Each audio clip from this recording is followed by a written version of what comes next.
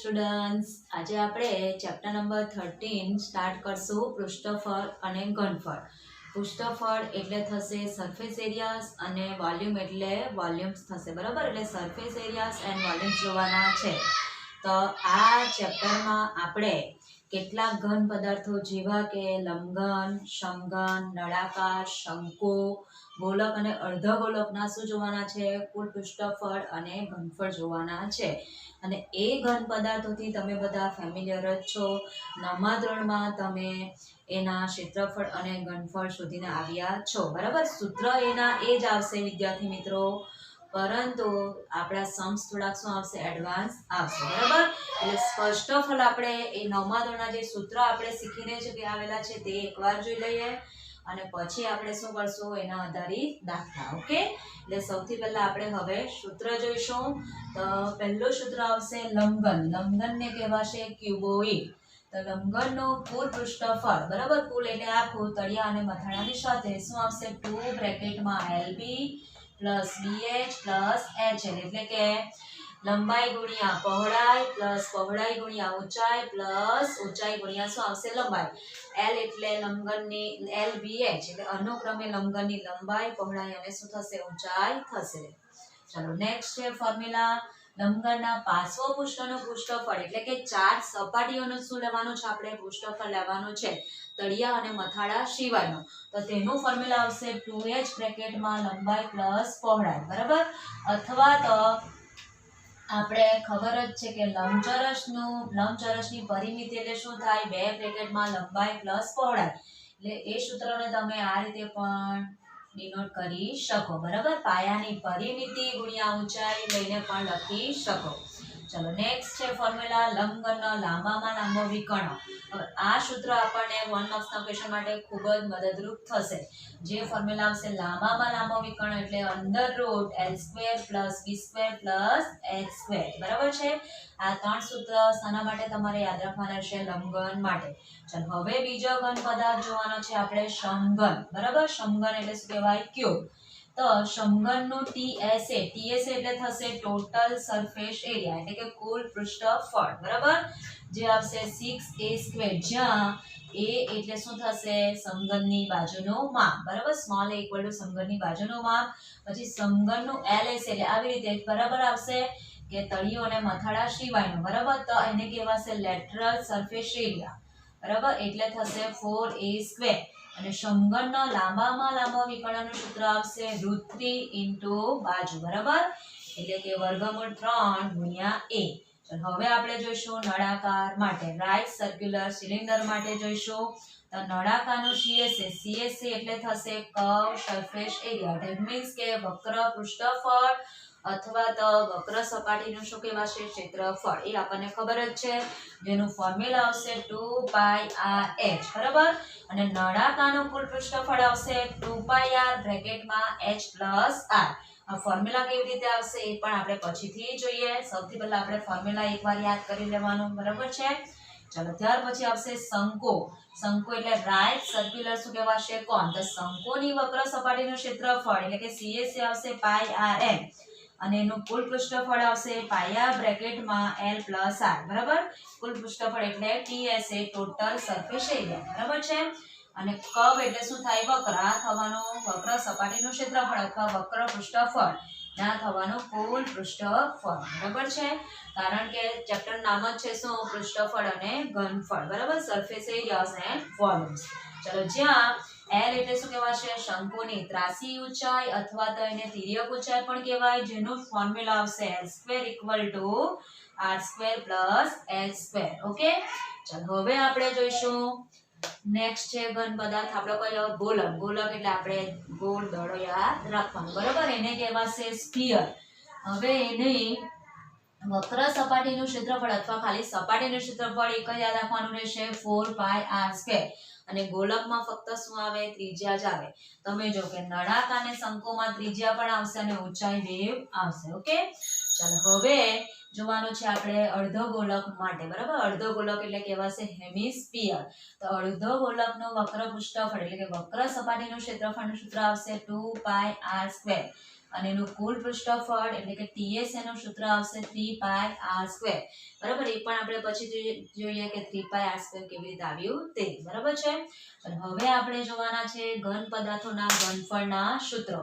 તો ઘન પદાર્થોમાં પહેલું આવશે આપણું એ જ રીતે ક્રમ એનો એ જ રાખેલો છે, પણ ઘનફળ માટે ફક્ત તમને સૂત્ર કેટલા આવશે? એક જ આવશે. એટલે યાદ રાખવાના. કમ્પેરેટિવલી કેવા આના કરતા કેવા પડશે? ઈઝી. બરાબર.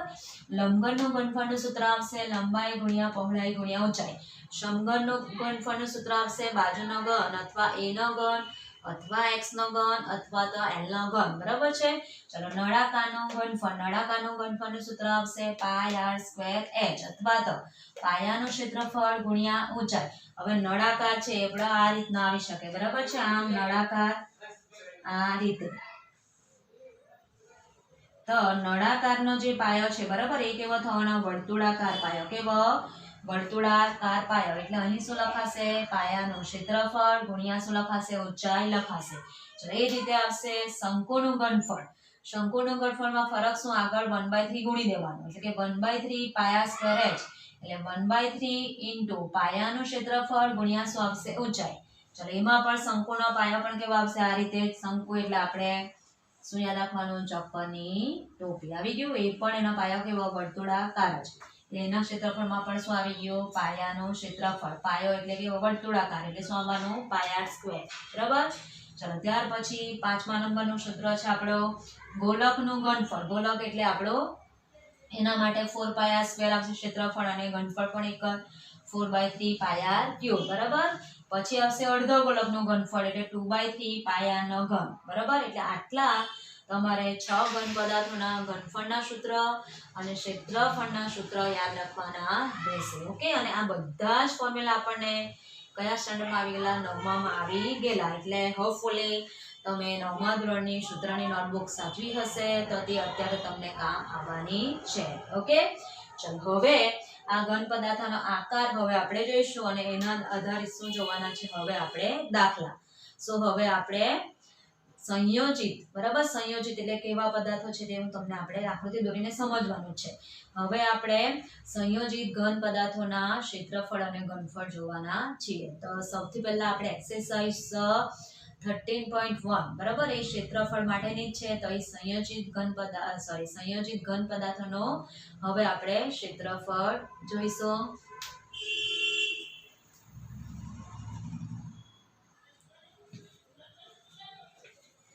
ચાલ, હવે આપણે એક્સરસાઇઝના દાખલા જોઈશું, પરંતુ તે પહેલા આપણે શું જોઈશું કે સંયોજિત ઘન પદાર્થ કોને કહેવાય તે. ઓકે. તો સંયોજિત ઘન પદાર્થ કોને કહેવાશે? કે આપણને બધાને જ ખબર છે કે આ એક શું છે? શંકુ છે. બરાબર. હા ને, શું છે? શંકુ. અને શંકુની નીચે હું બીજો શું લગાવી દઉં? અર્ધ ગોલક. આ થવાનો સંયોજિત ઘન પદાર્થ કહેવાય. શું કહેવાય? સંયોજિત ઘન પદાર્થ. શંકુ પ્લસ શું થશે? અર્ધ ગોલક. ઓકે. ચલો, બીજો એક આપણે ઘન પદાર્થ જોઈએ. તો સેમ એ રીતે એક આપણો શું છે? નળાકાર છે. ને શું છે? નળાકાર. અને નળાકારની નીચે આપણે શું લગાવી શકીએ? અર્ધ ગોલક. બરાબર. તો આ થવાનો સંયોજિત ઘન પદાર્થ. નળાકાર પ્લસ શું થવાનું? અર્ધ ગોલક. તમે જોઈ શકો કે શંકુ માટે આ શું થવાની? શંકુની ઊંચાઈ h. બરાબર છે. શંકુની ઊંચાઈ શું થવાની? h. આ થવાની એની ત્રાસી ઊંચાઈ l. આ ખૂણો થવાનો કાટખૂણો અને આ શું થવાની? એની ત્રિજ્યા. બરાબર. અહીં આપણે નામ પણ આપી શકીએ ABC. બરાબર છે. અને કાટકોણ ત્રિકોણના પ્રમેય પરથી આપણે l પણ શોધતા છે, જેનું સૂત્ર મેં તમને બતાવ્યું છે. l² = r² પ્લસ શું આવશે? h². ઓકે. ચલો, હવે નળાકાર માટે થવાનું આ નળાકારની શું થવાની? ત્રિજ્યા r. આ થવાની નળાકારની ઊંચાઈ h. આ પણ નળાકારની શું થવાની? r. એટલે તમે જોઈ શકો કે નળાકાર અને અર્ધગોલક બેની ત્રિજ્યા કેવી થવાની? સેમ. સિમિલરલી અહીંયા પણ એવું જ થશે કે શંકુ અને અર્ધગોલકની ત્રિજ્યા કેવી થશે? સેમ. એટલે આને કહેવાશે સંયોજિત ઘન પદાર્થો. બરાબર. ચલો, તો આપણે આના જેવા શું હવે 13.1માં દાખલા જોવાના છે. હવે બીજું ખાસ કહેવાનું આપણે કે અર્ધગોલક માટે આપણે આ સૂત્ર આવ્યું ને 3πr². એનું કુલ પૃષ્ઠફળ તો કેવી રીતે આવશે? તો અર્ધગોલકની વક્ર સપાટીનું ક્ષેત્રફળ શું આવશે? 2πr². હવે આ થવાનો આપણો અર્ધ ગોળક, આ બરાબર છે, આ થવાનો અર્ધ ગોળક.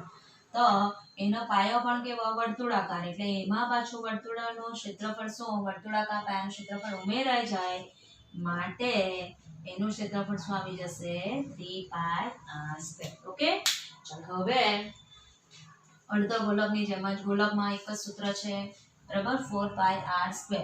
એ કેવી રીતે આવેલું છે એ આપણને ખબર જ છે, 9મા ધોરણમાં આપણે જોઈ ગયા છીએ. અત્યારે ફક્ત આપણે સૂત્ર પરથી શું જોવાના છે, દાખલા જોવાના છે 10મા ધોરણમાં. ઓકે, ચાલો હવે બીજી એક વાત કરવાની છે કે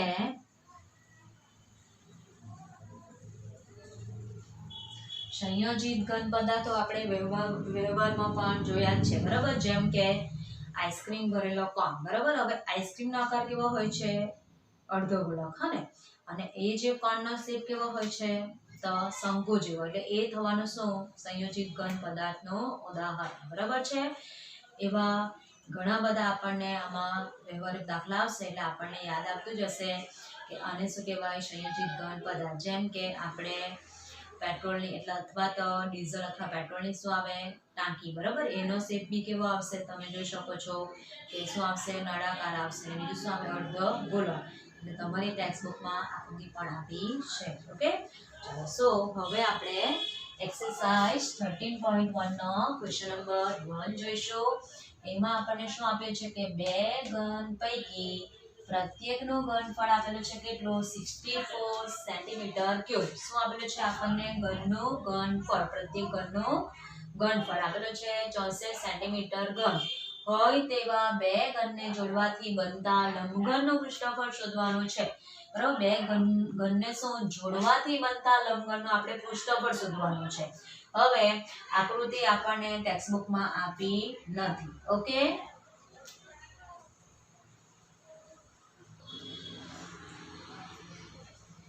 પરંતુ આકૃતિ આપણે જાતે દોરવી પડે, બરાબર. એટલે અહીં આકૃતિ મેં દોરી છે, બે સમઘન છે, બરાબર, અલગ અલગ, અને તેને જોડવાથી શું બનેલો છે, લંબઘન છે.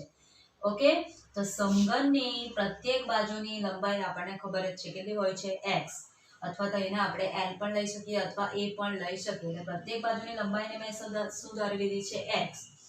એટલે લંબઘનની તમે જોઈ શકો કે લંબઘન માટે તમે જ્યારે લેશો, બરાબર, આપણે જરા અહીં રેડ પેનથી લખી દઈએ કે આટલો જે પોર્શન તે પણ શું થવાનો, x થશે, આ પણ શું થવાનો, x. એટલે x + x આખો લંબઘનની લંબાઈ કેટલી થઈ જશે, 2x થશે. લંબઘનની પહોળાઈ પણ કેટલી થવાની, x, અને ઊંચાઈ પણ કેટલી થશે, x. આપણે લંબાઈ, પહોળાઈ અને ઊંચાઈ શોધશું ત્યારે આપણને શું મળશે, લંબઘનનું પૃષ્ઠફળ. ઓકે, ચાલો તો સૌથી પહેલા આપણને ઘનનું શું આપેલું છે, ઘનફળ આપેલું છે, એના પરથી આપણે શું શોધશું, બાજુનું માપ શોધશું, બરાબર, સમઘનની બાજુનું માપ. ચાલો એટલે લખીએ આપણે કે અહીં સોલ્યુશન લખીએ, અહીંથી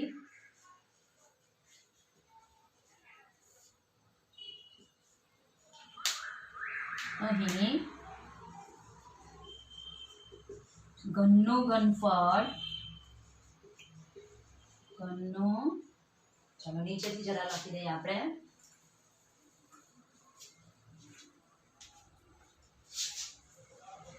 અહીં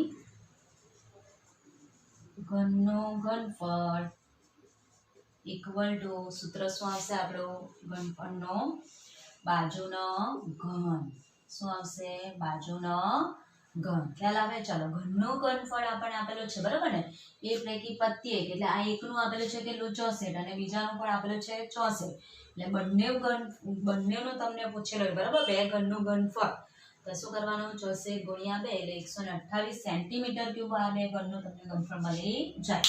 આપણે એકનું જ આપણે લેવાનું છે અત્યારે, તો ઘનનું ઘનફળ આપણને આપ્યું છે કેટલું, 64, બરાબર. ચાલો બાજુને આપણે શું લીધેલી છે, લંબઘન મળે છે, બરાબર. આપણે બાજુને શું લઈ લેવાનું, a, બરાબર, સૂત્રમાં લખેલું છે a નો ઘન.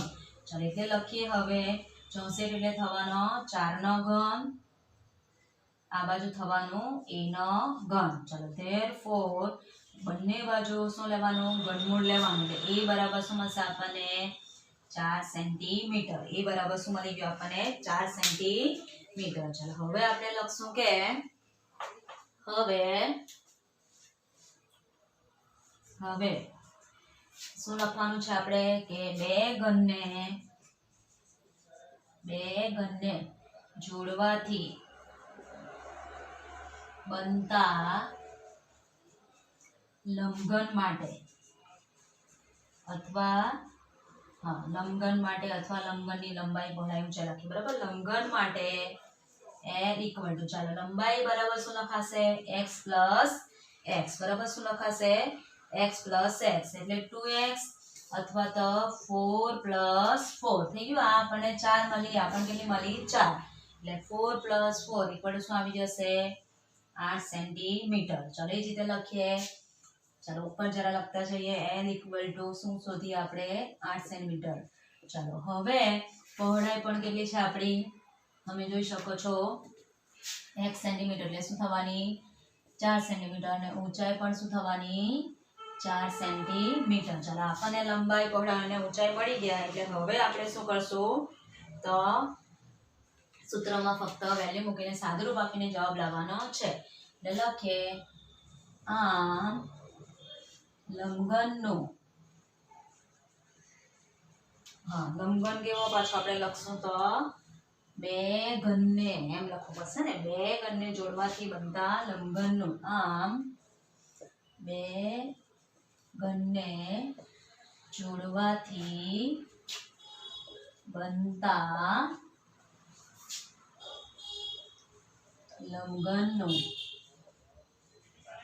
પૃષ્ઠફળ ઇક્વલ ટુ ચાલો સૂત્ર શું આવશે બે બ્રેકેટમાં લંબાઈ પહોળાઈ પ્લસ પહોળાઈ ઊંચાઈ પ્લસ ઊંચાઈ લંબાઈ LB plus VH plus LH multiply by શું કરી દેવાનું 2.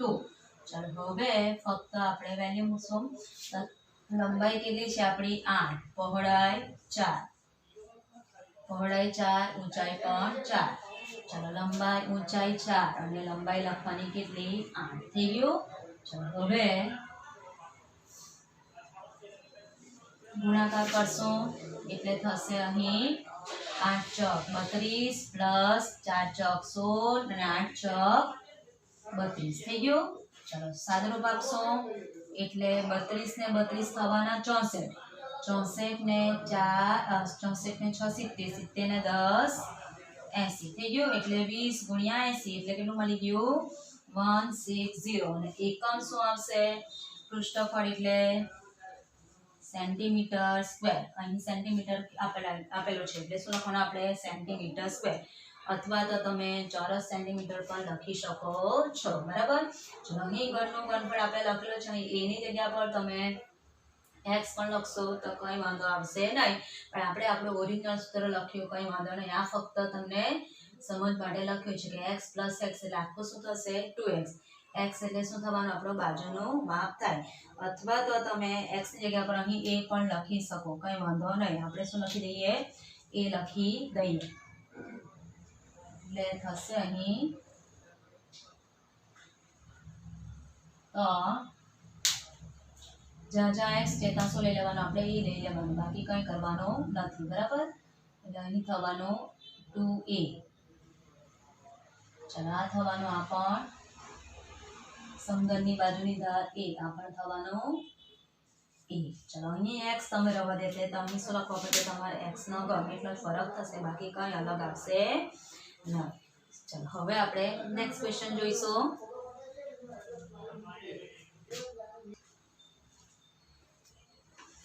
હવે આપણે ક્વેશ્ચન નંબર 2 જોઈશું. એક અર્ધગોલક ઉપર એક પોલો નળાકાર બેસાડેલો હોય તેવું એક પાત્ર છે. અર્ધગોલકનો વ્યાસ આપ્યો છે આપણને 14 સેન્ટીમીટર બરાબર છે અને પાત્રની કુલ ઊંચાઈ એટલે આખું જે પાત્ર બનશે સંયોજિત ઘન પદાર્થ તેની કુલ ઊંચાઈ આપી છે આપણને કેટલી 13 સેન્ટીમીટર. તો પાત્રની અંદરની સપાટીનું પૃષ્ઠફળ શોધવાનું છે. ચાલો હવે સૌથી પહેલા તો આપણા આવા દાખલા આવે એટલે આપણે આકૃતિ દોરવી પડે બરાબર તો આપણને વ્યવસ્થિત ખ્યાલ આવશે બરાબર. તો આપણે અર્ધગોલક પર શું લગાવવાનું છે એક પોલો નળાકાર એવી આકૃતિ દોરીએ.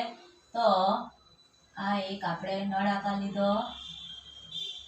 પરીક્ષામાં તમારે આકૃતિ મોટી દોરવી હોય તો દોરી શકો છો કંઈ વાંધો નહીં બરાબર. મારું બોર્ડ નાનું છે તો તો હું આકૃતિ થોડી કેવી દોરીશ નાની. ઓકે, ચાલો હવે આ શું કીધેલું છે, નળાકાર એ શાના પર બેસાડેલો હોય તેવું છે, તો અર્ધ ગોળકની ઉપર. નીચે આ શું લગાવીશું, એક અર્ધ ગોળક. થઈ ગયું આટલું. આ વ્યવસ્થિત આકૃતિ આવી રીતે દોરવી. પરીક્ષામાં આકૃતિના પણ માર્ક્સ હોય છે. ઓકે, ચાલો એટલે આ થવાની નળાકારની ત્રિજ્યા, આ પણ નળાકારની શું થવાની ત્રિજ્યા, આ થશે નળાકારની ઊંચાઈ h, અને આ થવાની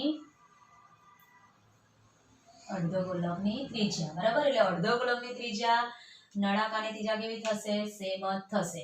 ચલો તમારે નામ આપવું હોય તો આપી શકો. ટેક્સ્ટ બુકમાં પણ નામ આપ્યા છે, બી, સી, ડી અને ઈ. બરાબર છે. ચલો હવે આ થવાની નળાકારની ઊંચાઈ આપણે અહીં લખી દઈએ. આ થવાની ત્રિજ્યા આ પણ r થવાની, એટલે આપણે આ બાજુ લખી દઈએ. આ પણ શું થવાની, આ ત્રિજ્યા. હવે આપણી પાસે ઘન પદાર્થ છે. બરાબર, નળાકાર ને આપણે શું છે, અર્ધગોળક. તો બંને માટે શું લખશું, અલગ અલગ લખશું. તો એક બાજુ આપણે શું લખવાનું, નળાકાર માટે, બરાબર,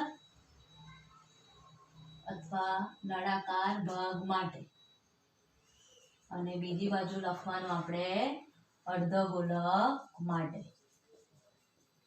ચાલો, બહુ સહેલું છે. દાખલાની રકમ મોટી છે એટલે બાકી કંઈ કરવાનું નથી. ચાલો હવે નળાકાર માટે આપણે તમે જો કે આપણને શું આપેલો છે, વ્યાસ આપેલો છે. શું આપેલો, વ્યાસ. બંને માટે છે ને. તો નળાકાર માટે વ્યાસ આપેલો છે કેટલો, 14 સેન્ટીમીટર. બરાબર, એટલે એના પરથી આપણને ત્રિજ્યા મળવાની. ત્રિજ્યા r બરાબર 14/2, એટલે કેટલું થવાનું, 7 સેન્ટીમીટર. વ્યાસના અડધા શું બની જાય, ત્રિજ્યા. થઈ ગયું. ચલો અર્ધગોળકની ત્રિજ્યા પણ સેમ જ થશે, એટલે થવાનું r = 7 સેન્ટીમીટર. ચલો હવે નળાકાર માટે ત્રિજ્યા આવી, અને શું બાકી રહ્યું, ઊંચાઈ. આપણે ઊંચાઈ મેળવવી પડશે.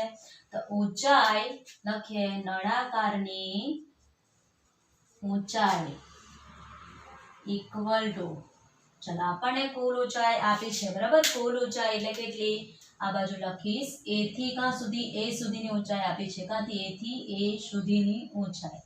આ રીતે કેટલી આપી છે કુલ ઊંચાઈ, આખા પાત્રની 13 સેન્ટીમીટર. બરાબર, 13 સેન્ટીમીટર. આ થઈ આપણી ઊંચાઈ, કુલ ઊંચાઈ આપી છે. ચલો હવે બરાબર સમજો. આપણે તો નળાકારની ઊંચાઈ એટલે શું જોઈએ, AC જોઈએ. શું જોઈએ, AC. તો આપણે શું કરશું, કુલ ઊંચાઈ આપણી a છે, એમાંથી આપણે c જેટલો પોર્શન એટલે શું કરશું, ત્રિજ્યાને બાદ કરશું. એટલે આપણને નળાકારની શું મળી જશે, ઊંચાઈ મળી જશે. બરાબર, એટલે લખીએ આપણે કે નળાકારની ઊંચાઈ = આવશે પાત્રની કુલ ઊંચાઈ, પાત્રની કુલ ઊંચાઈ માઈનસ અર્ધગોળકની ત્રિજ્યા. આ રીતે થશે. ઓકે, ચાલો અર્ધગોળકની ત્રિજ્યા એટલે કઈ, CE અર્ધગોળકની શું થવાની, ત્રિજ્યા થશે. ચાલો હવે પાત્રની કુલ ઊંચાઈ કેટલી છે આપણી પાસે, 13. એટલે આખું એ કેટલું છે, 13. એમાંથી આપણે C જેટલું બાદ કરવાનું. એટલે અર્ધગોળકની ત્રિજ્યા જે આપણને આપી દીધી છે કેટલી, 7 સેન્ટીમીટર. માઈનસ શું કરવાનું, 7. એટલે નળાકારની ઊંચાઈ આપણને h મળી ગઈ કેટલી, 6 સેન્ટીમીટર. બરાબર છે. એટલે આટલી વસ્તુ આપણે ખાસ પહેલા ફાઇન્ડ આઉટ કરવી પડે. અર્ધગોળક માટે કઈ વાંધો નહીં આવશે, કારણ કે એમાં ફક્ત શું આવશે, ત્રિજ્યા. પણ નળાકાર અને શંકુ માટે તમારે ત્રિજ્યા અને ઊંચાઈ બેવ શોધવા પડશે. પછી તમે સૂત્રમાં શું વેલ્યુ મૂકી શકો. ચલો હવે આપણને શું કીધું છે, પાત્રની અંદરની સપાટીનું પૃષ્ઠફળ શોધીએ આપણે. લખીએ હવે પાત્રની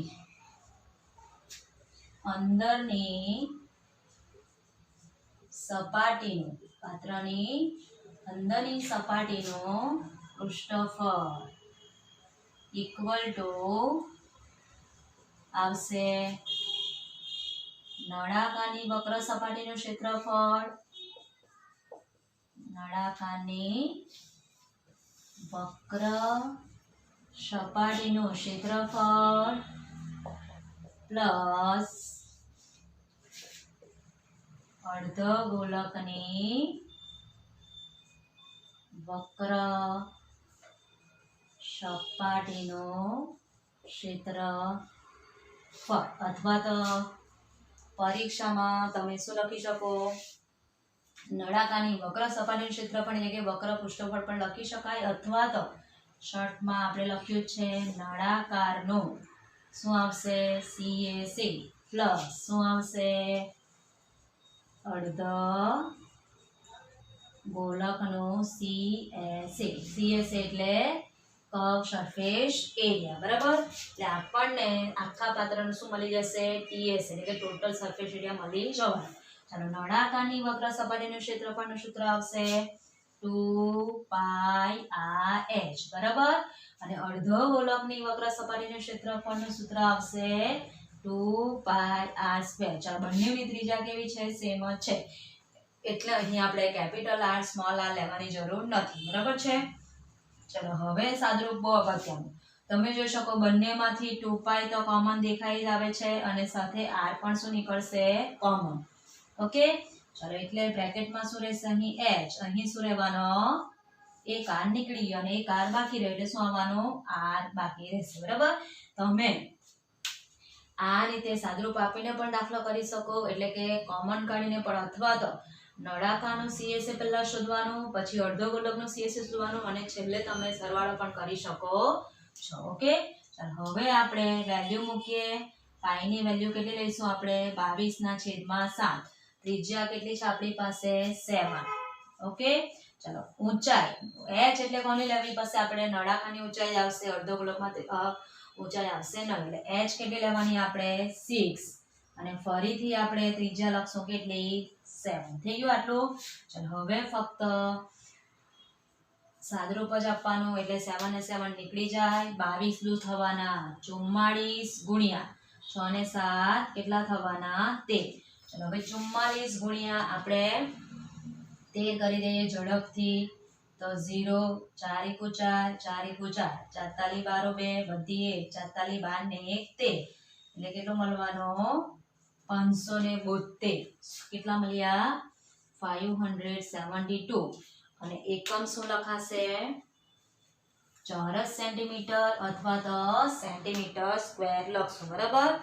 ચાલો, એટલે હવે એકમ લખી દઈએ આપણે સેન્ટીમીટર સ્ક્વેર. ચાલો, હવે છેલ્લે તમારે લાંબા દાખલા હોવાથી આન્સર લખવાનો રહેશે કમ્પલસરી. શું લખવાનું કે આમ પાત્રની અંદરની સપાટીનું પૃષ્ઠફળ 572 સેન્ટીમીટર સ્ક્વેર મળે છે. ઓકે, ચાલો, હવે આપણે નેક્સ્ટ ક્વેશ્ચન જોઈશું.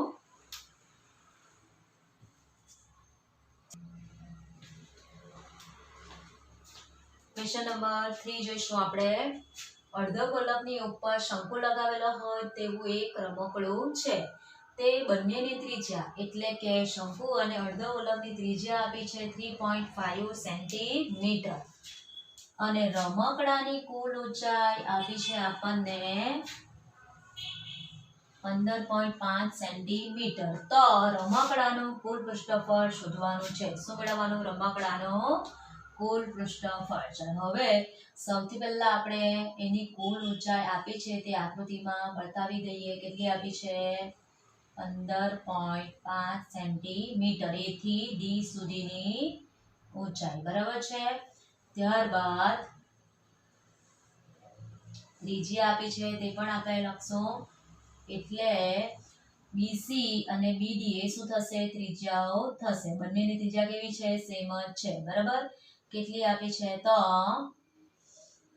3.5 સેન્ટીમીટર. અંદર પર તમે આ રીતે પણ બતાવી શકો છો, કઈ વાંધો નથી, બરાબર છે. ચલો, હવે આપણે તમે અલગ અલગ પણ લખી શકો અથવા આમાં આપણે બંનેની ત્રિજ્યા આપી જ છે એટલે આપણે સ્ટાર્ટિંગ ત્યાંથી જ કરશું સોલ્યુશનમાં કે અહીં સોલ્યુશન જોઈએ.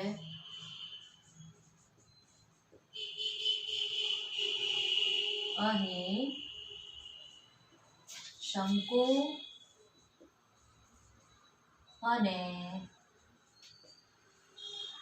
અર્ધ ગોલકની ત્રિજ્યા r equal to 3.5 સેન્ટીમીટર છે આપી છે ઓકે ચાલો હવે સૌથી પહેલા આપણે શું મેળવવાનું રહેશે તો શંકુની ઊંચાઈ આગળના દાખલામાં આપણે જોયું એ રીતે બરાબર છે શંકુની ઊંચાઈ આપણે મેળવી લઈએ તો પછી આપણને શું મળશે એની ત્રાસી ઊંચાઈ તો શંકુની ઊંચાઈ માટે આપણે શું આપે છે આપણને કુલ ઊંચાઈ આપી છે બરાબર એટલે લખીએ હવે શંકુની ઊંચાઈ ઇક્વલ ટુ શું આવશે રમકડાની કુલ ઊંચાઈ માઇનસ રમકડાની કુલ ઊંચાઈ માઇનસ અર્ધ ગોલકની ત્રિજ્યા ચલો અહીં લખશું આપણે શંકુની ઊંચાઈ એટલે શું લેવાનું સ્મોલ h ચલો રમકડાની કુલ ઊંચાઈ આપણને આપી દીધી છે 15.5 માઇનસ કેટલા કરવાના રહેશે આપણે 3.5 એટલે આપણને ઊંચાઈ કેટલી મળવાની 15 માંથી 3 જશે તો 12 સેન્ટીમીટર બરાબર 5 માંથી 5 જાય તો 0 ચલો હવે આપણે શંકુ માટે શું શોધશું હજુ l બરાબર તે અહીં આપણે સાઈડ પર અહીં તમને બતાવીશ એટલે લખીએ શંકુની ત્રાસી ઊંચાઈ અથવા તિર્યક ઊંચાઈ અહીં લખી દઈએ આ h આ l બરાબર આ તો શું છે ત્રિજ્યા બતાવે છે બરાબર એરો પાડીને એટલે કોઈ ગેરસમજ ઊભી થાય નહીં આ શું લેવાનો કાટખૂણો અને આ થવાનું આ બરાબર એટલે શંકુની ત્રાસી ઊંચાઈ l² ઇક્વલ ટુ શું લખશું આપણે r² પ્લસ s² પાયથાગોરસના પ્રમેય પરથી લખાશે ચલો સ્મોલ r આપણને આપી છે કેટલી ત્રિજ્યા 3.5 નો વર્ગ અને h આપણે મેળવ્યો કેટલો 12 નો વર્ગ બરાબર છે ચલો 35 નો વર્ગ આપણે નંબરમાં તમને શોર્ટકટ બતાવી કે જ્યારે એકમનો અંક 5 હોય ત્યારે કઈ રીતે વર્ગો કરવા તે તો 3 પછીનો તરતનો નંબર કયો આવવાનો 4 3 ચોક 12 અને છેલ્લે શું લખી દેવાના 25 એટલે 3.5 નો વર્ગ આવવાનો 12.25 35 નો વર્ગ થવાનો 12.25 અને અહીં છેદમાં 10 ગુણ્યા 10 એટલે 100 એટલે પોઈન્ટ કેટલા થશે 12.25 કટ થશે અને 12 નો વર્ગ થવાનો 144 ચાલો હવે આપણે સરવાળો કરશું 144.00 અને 12.25 ઓકે ચાલો તો 25 4 ને 2 6 4 ને 1 5 કેટલા મળવાના 156.25 ચાલો હવે આપણે આનું શું લેવાનું રહેશે વર્ગમૂળ l ઇક્વલ ટુ વર્ગમૂળની અંદર 156.25 નું આપણે શું લેવાનું વર્ગમૂળ ચાલો હવે આપણને બધાને ભાગાકારની મેથડ આવડે છે આવડે ને તો એ રીતે તમે એનું વર્ગમૂળ મેળવી શકો છો ચલો બીજી એક વાત કે પણ આમાં પણ શું આપેલું છે આપણને છેલ્લે 25 જ આપેલું છે શું આપેલું 25 એટલે ઓબ્વિયસલી એને તમે 5 વડે ભાગાકાર કરીને આ રીતે કરી શકો છો ચલો આપણને આવડે છે એ રીતે આપણે શોધતા જતા આગલા દોડમાં ચલો છેદમાં તો 100 આવવાનો 100 નો વર્ગમૂળ કેટલો નીકળશે 10 એ આપણને ખબર છે ચલો તો અહીં આપણે સૌથી પહેલા 5 જ ભાગ જશે બરાબર 5 તાલી 15 5 એકો 5 1 2 12 એટલે 5 દુ 10 અને 25 એટલે 5 પચામ 25 ચાલો ફરીથી 5 ભાગ જશે 5 6 30 12 થવાના એટલે 5 દુ 10 બરાબર અને પાછા બે બચોના 5 પચામ 25 ચાલો હવે 625 એ આપણને ખબર જ છે એટલે આપણે આગળ કરી જ નાખીએ કઈ વાંધો નહીં 25 નો વર્ગ થશે એમ પણ એટલે એના કરતા એવું કરીએ કે 625 એ શું થવાનું 25 નો વર્ગ હા ને અને આ થવાનો 5 નો વર્ગ હા ને એટલે 25 50 કેટલા થવાના 125 કેટલા 125 અને છેદમાં પેલા 100 આવવાના એટલે એનું વર્ગમૂળ નીકળશે એટલે કેટલું 100 નું વર્ગમૂળ 10 એટલે આપણને તિર્યક ઊંચાઈ l મળી ગઈ કેટલી 12.5 સેન્ટીમીટર 156.25 એ કોનો વર્ગ થશે તો 125 નો વર્ગ થશે ઓકે ચલો હવે આપણે ફક્ત સૂત્રમાં શું મૂકીને કિંમતો મૂકીને સાદુરૂપ આપીને આન્સર લાવવાનો રહેશે. ઓકે, ચલો તો એના માટે આપણે અહીં લાઈન કરશો આ રીતે.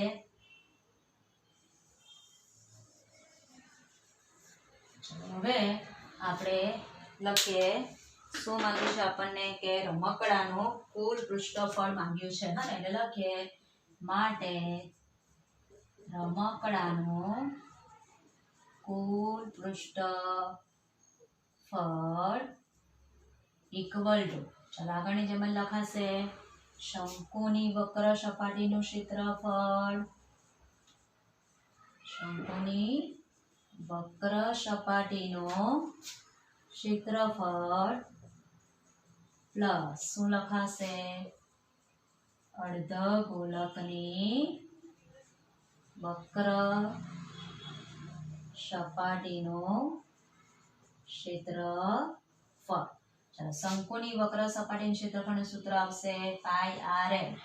અર્ધગોલકની વક્ર સપાટીનું સૂત્ર આવશે 2 પાઈ આર સ્ક્વેર. ચાલો હવે આમાં કોમન નીકળશે, તમે જોઈ શકો પાઈ આર શું નીકળશે કોમન, એટલે બ્રેકેટમાં શું રહેવાનો એલ પ્લસ 2 બાકી રહેશે અને 1 શું બાકી રહેશે ત્રિજ્યા, એટલે એલ પ્લસ શું બાકી રહેશે 2r.